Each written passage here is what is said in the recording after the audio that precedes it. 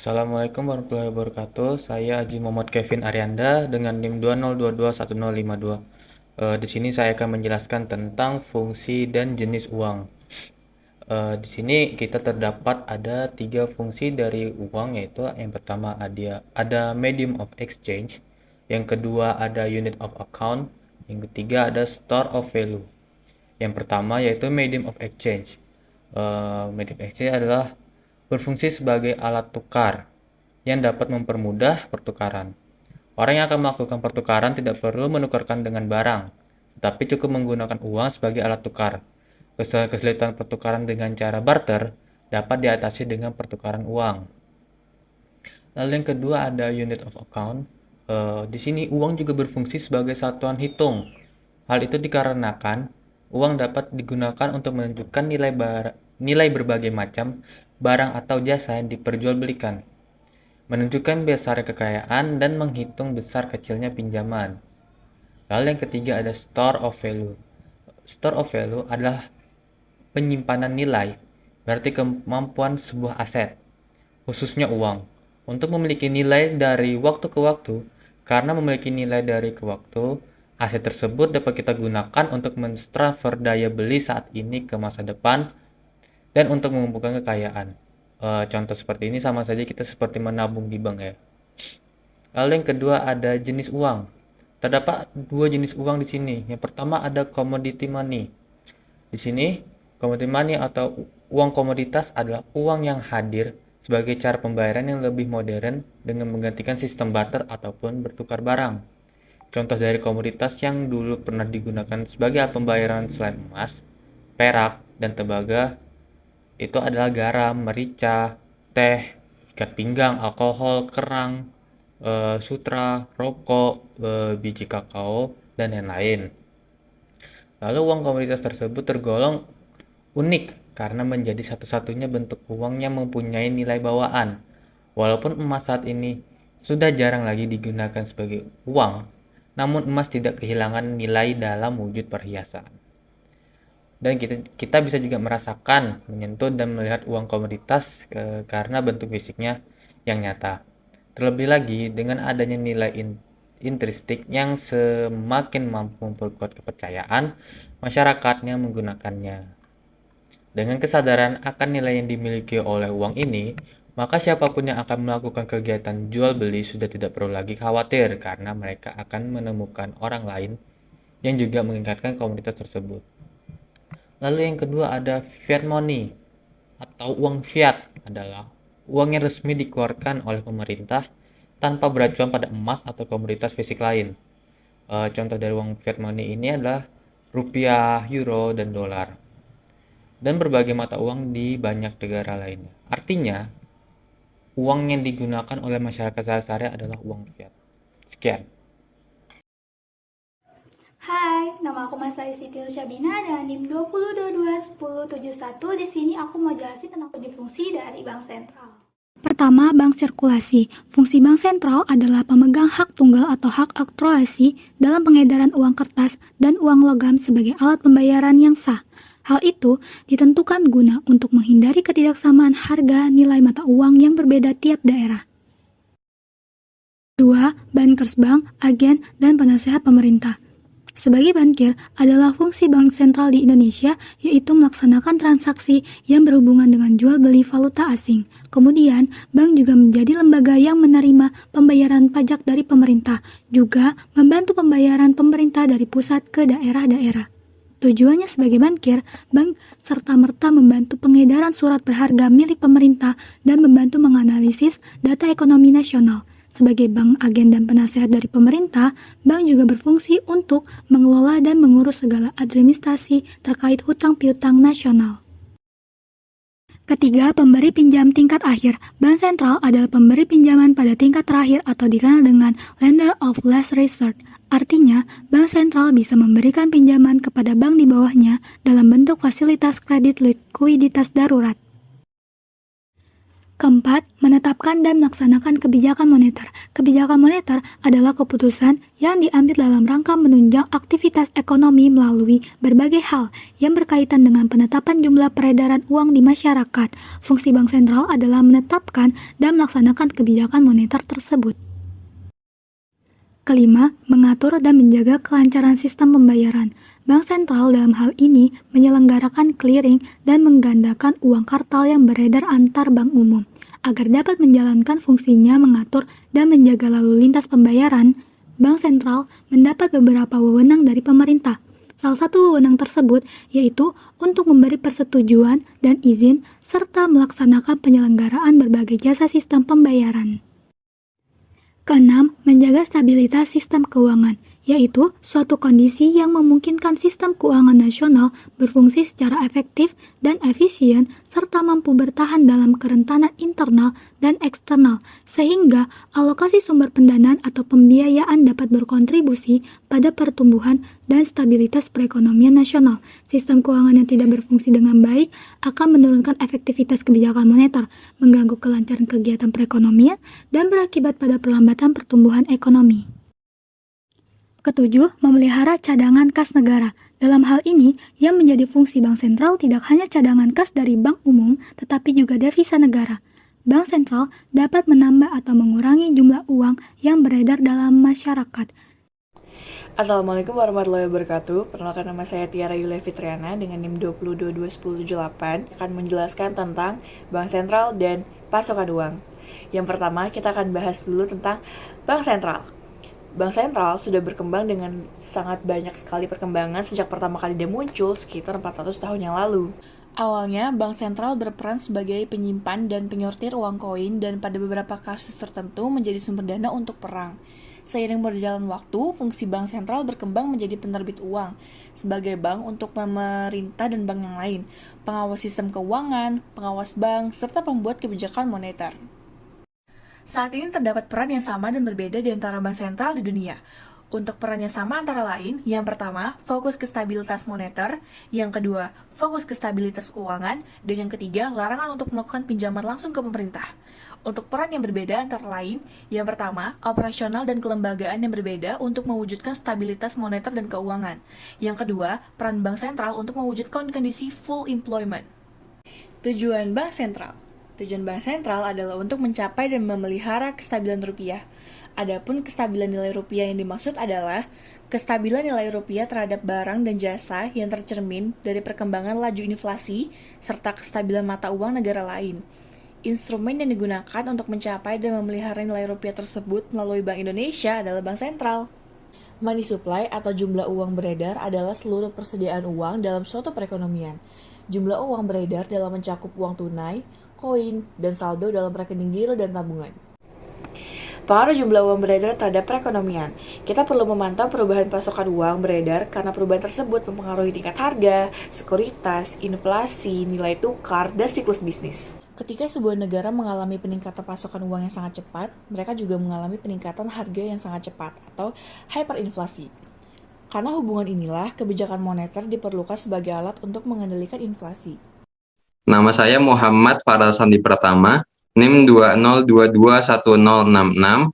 Saya dari kelompok 1 dan akan menjelaskan bagian saya, yaitu alat kontrol pasokan uang. Bagaimana cara negara mengontrol pasokan uang? Itu dengan kebijakan moneter yang bertujuan untuk menambah atau mengurangi uang dalam peredaran untuk memperlambat atau mempercepat perekonomian. Pertama-tama saya akan jelaskan tentang suku bunga. Jadi saat kita meminjam uang di bank, kita memiliki kewajiban untuk membayar kembali sesuai dengan banyak uang yang kita pinjam dari bank. Dan juga ditambahkan sekian persen dari uang pinjaman tersebut untuk menutupi nilai inflasi dan keuntungan bagi yang akan diambil oleh bank. Persentase uang tersebut disebut sebagai suku bunga. Saat suku bunga rendah, masyarakat akan lebih mudah untuk meminjam uang, sehingga masyarakat akan meminjam uang dalam nilai lebih banyak, dan kegiatan pembelian akan bertambah. Sebaliknya, saat suku bunga itu tinggi, masyarakat akan lebih sulit untuk meminjam uang, Jadi masyarakat akan meminjam uang dengan nilai yang lebih sedikit dan kegiatan pembelian akan menurun. Tapi bank sentral ini tidak bisa secara langsung untuk merubah nilai suku bunga ini. Jadi caranya bank sentral itu merubah nilai suku bunga dengan cara melakukan perubahan terhadap jumlah uang yang beredar. Jika menambahkan jumlah uang yang beredar, maka akan banyak uang yang akan dipinjamkan oleh bank. Nah, peminjam atau masyarakat dalam hal ini akan mencari tempat pinjaman dengan suku bunga yang rendah. Jadi, bank tempat pinjaman ini akan terus berkompetisi, akan menurunkan suku bunganya agar bisa berkompetisi dengan tempat peminjaman lainnya. Jadi singkatnya, jika uang yang beredar banyak, suku bunga akan turun. Dan jika uang yang beredar sedikit, suku bunga akan naik. Jika bank sentral ini ingin mempercepat laju ekonomi, mereka akan menambah uang yang beredar, yang berakibat turunnya suku bunga, menambah peminjaman dan kegiatan pembelian. Jika bank sentral ingin memperlambat laju ekonomi, mereka akan mengurangi uang yang beredar, yang berakibat naiknya suku bunga dan juga berkurangnya aktivitas peminjaman dan kegiatan pembelian oleh masyarakat. Hal ini terjadi biasanya kalau misalnya barang yang dibutuhkan oleh masyarakat sedikit. Jadi untuk menekan pembelian masyarakat, bank sentral ini memperlambat laju ekonominya dengan mengurangi uang yang beredar. Bagaimana caranya bank sentral mengatur uang yang beredar? Itu dengan instrumen kebijakan moneter. Yang pertama yaitu adalah cadangan wajib minimum, yaitu jumlah liquid minimum yang wajib dipelihara oleh bank komersial, yang jumlahnya diawasi dan ditetapkan oleh bank sentral. Jadi bank komersial ini wajib menyimpan sebagian uangnya, yang jumlahnya itu ditetapkan oleh bank sentral. Ini terjadi karena jika misalnya kita mendepositokan uang, bank itu akan meminjamkan uang kita kepada orang lain. Dan jika misalnya kita mengambil uang itu kembali, tapi tidak ada uangnya, maka akan terjadi masalah. Makanya ada cadangan wajib minimum, cadangan yang bisa dipinjamkan oleh bank tersebut. Jika misalnya cadangan wajib minimum ini dipinjamkan, maka simpanan bank tersebut akan berkurang. Yang harus ada tetap pada jumlah tertentu.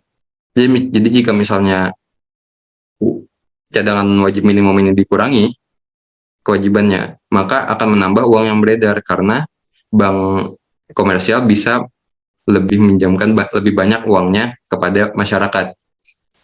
Dan jika misalnya kewajiban ini ditambah, lebih ditinggikan, banyak uang yang perlu disimpan oleh bank, maka uang yang beredar akan berkurang.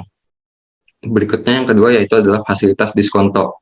Jika misalnya yaitu fasilitas kredit atau simpanan yang diberikan oleh bank sentral kepada bank-bank dengan jaminan surat-surat berharga dan tingkat diskonto yang ditetapkan oleh bank sentral sesuai dengan arah kebijakan moneter. Fasilitas diskonto ini biasanya digunakan oleh bank komersial untuk meminjam uang kepada bank sentral jika misalnya cadangan wajib minimum mereka tidak cukup. Jadi mereka meminjam uang kepada bank sentral. Nah, jika fasilitas diskonto ini yang diberikan oleh bank sentral ini dikurangi, itu akan menambah uang yang beredar, dan jika ditambah akan mengurangi uang yang beredar. Yang terakhir adalah operasi pasar terbuka, yaitu adalah kegiatan jual beli surat-surat berharga oleh bank sentral.